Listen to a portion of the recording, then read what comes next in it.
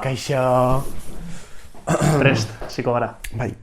Zein da zure izena eta zergaitik? Bueno, nire izena Lady Gangsta da. Eta, nire referentea izena... nire referentea Lady Gaga da, ez? Bere estetikak, bere abestiek transmititzen duten mezuak, ez dakit, indartsu egin ninduen, ez, nolabait, eta horregatik erabaki nuen Lady Gangsta, ez, pixka bat, moldaketa bat egitea, eta Lady Gangsta izatea nire alter egoaren izena.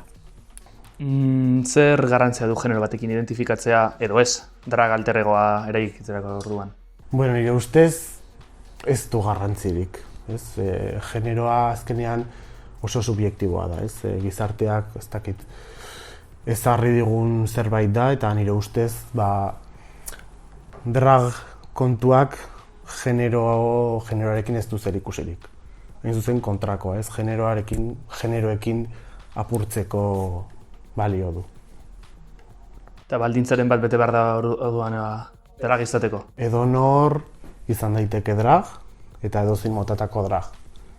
Ez da beharrezkoa izatea drag emakumea, drag gizona, edozein generotako autua egin dezakezu.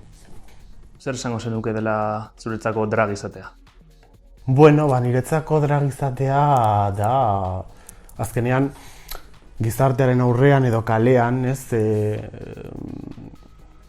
debekatuta ez, baina gaizki ikusiak dauden ekintzak,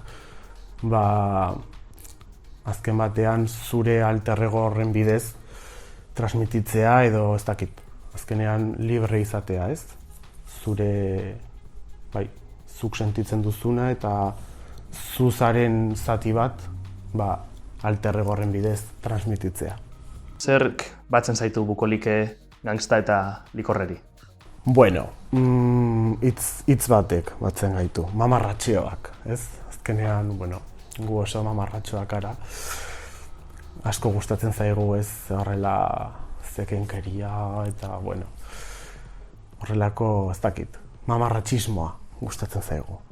Ze hiru gauza eramango zenituzke rabe batera? Rabe batera, edaria, alkoholdun edaria, noski, tabakoa ere bai, eta, suertatuko balitz, badezpada ere, gomatxoak. Eta zein esango zenuke dela zure sexu praktika gogokoena?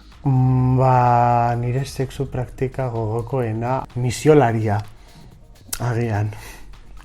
Eta ezkutuko fetitxerik?